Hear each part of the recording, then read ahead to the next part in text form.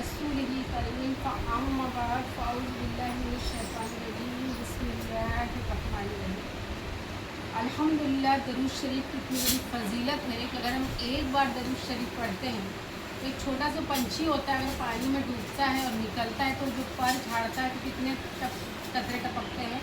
जब हम एक बार दरूद शरीफ पढ़ते हैं तो अल्लाह का एक फ़रिश्ता जब पानी में समझो डूबता है और निकलेगा, डूब के निकलता है तो उसके पर कितने बड़े हो सकते हैं। आप लोग सोच सकते हैं कि अल्लाह का फरिश्ता उनके पर वो जितने झटकता है जब अपने पर को, तो जितने कतरे गिरते हैं ज़मीन में उसका हर एक कतरे का एक फरिश्ता बनता है। सुभान और वो अल्लाह। हर फरिश्ता क़यामत तक वो बंदे के लिए सवाब लिखता है और दूसरा सुभान अल्लाह, सुभान अल्लाह। जो क़यामत तक, तो हमारे लिए कितनी फजीलत की बात है। इस्लाम की ये खूबसूरती है।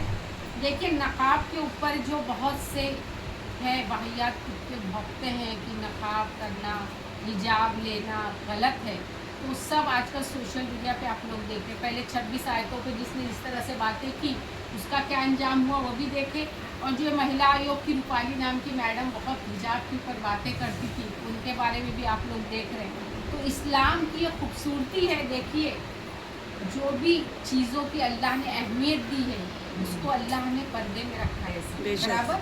जिससे सोचा है कि बहुत कीमती चीज़ है वो चीज़ पर्दे में रहती है। जैसे अल्हम्दुलिल्लाह काबे शरीफ को अल्लाह ने गिलाफ कैसे किया, कलाम पाक को गिलाफ में रखा। तो अल्लाह ने औरत को भी खूबसूरती से बनाया और उसको पर्दे में इसलिए रखा कि वो हिफाजत की चीज़ है, वो लोगों के लिए नुमाइश की चीज़ नहीं है। और देखिए, एडवर्टाइजमेंट में आप लोग देखते हैं कि मोस्ट ऑफ औरतों का यूज़ क्यों किया जाता है, लोगों को अट्रैक्ट करने, ठीक है ना। तो औरतों को अट्रैक्ट की चीज़ बनाने के लिए लोग कहते हैं कि लोग औरतों को खुला छोड़ो, उनको बेनकाब घुमाओ, उनको नंगा करो। क्यों? कि लोगों को अट्रैक्ट करके अपनी चीज़ों को बेचा जाए। इसी तरह से पॉलिटिक्स या बड़े बड़े चीज़ों में ना औरतों को लिया जाता है। और ऐसी खूबसूरत और ऐसी औरतों को क्यों लिया जाता है कि उनका इस्तेमाल कर कर अपने फ़ायदे हासिल किया करते।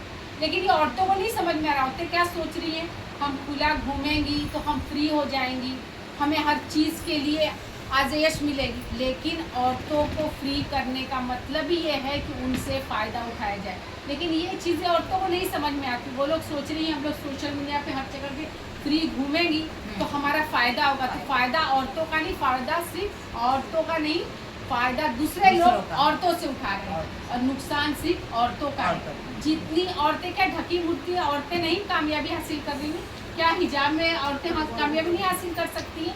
लेकिन देखिए, चाहे बॉलीवुड हो, हॉलीवुड हो, हर जगह औरतों को इस्तेमाल करके पैसा कमाया जा रहा है। पॉलिटिक्स में इस्तेमाल करके बड़े बड़े पद देकर उनको उनका इस्तेमाल किया जा रहा है। तो हमें ये चीज़ समझनी चाहिए कि इस्लाम ने जो भी औरतों के लिए दायरे रखी हो हमारी हिफाजत के लिए।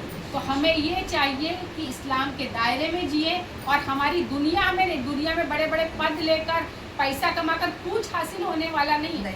हमें कहाँ पे अपना कद बढ़ाना है, कहाँ पे हमारी पोजीशन बनानी है, आखिरत में। तो हमारे लिए कीमती क्या है, आखिरत है। तो हमें ये सोचना है कि हमें अल्लाह और उसके रसूल के बताए हुए रास्तों पर चलना है, कलाम पाक की तिलावत करनी है, उसके अमल करना है, उस पर अमल करना है। क्योंकि हमारी जो नस्लें हैं ना उसकी जवाबदेही सिर्फ औरतों पे है। तो अगर औरत खुद नहीं सही रहेगी तो अपने औरतों की नस्लों की क्या हिफाजत कर सकती है। तो इसलिए हमें अपने बच्चों के लिए भी तालीम देना है कि हमें इस्लाम के दायरे में हिजाब में रह के, क्योंकि देख लीजिए जो लोग मुखालफत करते हैं उनके सारी चीज़ें कच्चे चीटे सामने आ रहे हैं।